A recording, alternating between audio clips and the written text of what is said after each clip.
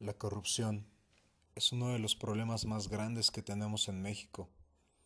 Sin embargo, aunque este sea uno de los problemas que más nos aquejan, el estudio de la corrupción es escasa, ya que, al ser una cuestión compleja por su diagnóstico, su identificación, es un tema que puede estar sujeto a ambigüedades. También es un tema que por miedo a la seguridad hacia nosotros, hace de este un estudio difícil de recabar. Si bien es cierto, en México la corrupción es algo parte de la vida diaria de todos y que ha sido parte del régimen político que por años nos ha gobernado, causando el derrumbe en estos tiempos. Ejemplo de ello, la poca credibilidad al gobierno actual. Incluso también se dice que la corrupción existe desde que el gobierno existe, por lo que se puede mencionar que la corrupción es parte del modo de operar de los estados y del gobierno.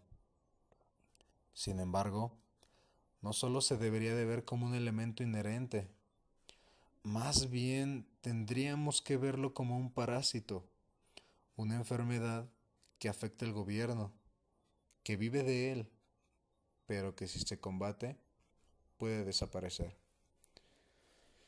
Pero la corrupción es un grave problema que no solo afecta a la política, también afecta a la economía y a nosotros como sociedad. Es por eso resaltar la necesidad de combatirla, ya que si no lo hacemos, se seguirá expandiendo sin medida, a tal grado de convertirse en sistémica y colapsar las instituciones afectadas. Situaciones que ya podemos notar en nuestro país, con la falta del Estado de Derecho, la poca credibilidad hacia nuestros representantes, el incumplimiento de los programas de gobierno y la impunidad, entre otras cosas. Pero como ya habíamos mencionado, la corrupción no solo es pensar en sobornos, sino que la corrupción va más allá y que también involucra dilemas morales, incentivos económicos, beneficios personales, rendición de cuentas y acceso a la información.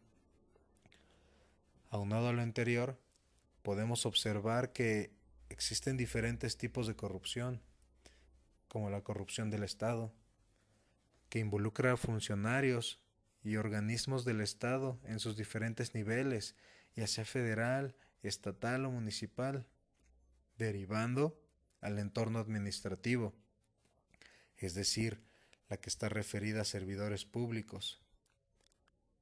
La corrupción política, donde los partidos políticos buscan obtener recursos para fines propios. La corrupción en el sector privado, observándose en las corporaciones y en las empresas. La corrupción en el sector no gubernamental, que están sujetas a franquicias tributarias y donaciones, en donde la mayor parte del dinero se va a una sola persona. La corrupción judicial, que está dentro del sistema judicial, causando problemas tan grandes como la impunidad.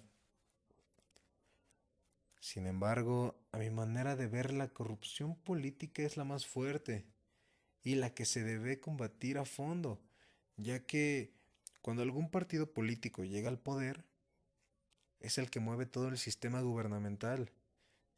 Y como vemos, todos los tipos de corrupción están vinculadas, pero el eje principal es la corrupción política, ya que si los regímenes políticos son corruptos, las organizaciones y las secretarías lo estarán, derivando de los servidores públicos que pueden estar vinculados a servirlos,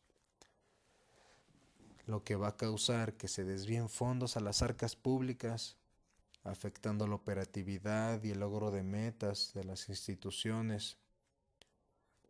Extorsionan también a los individuos y a las empresas para obtener recursos, lo cual afecta tanto al mercado como a la sociedad.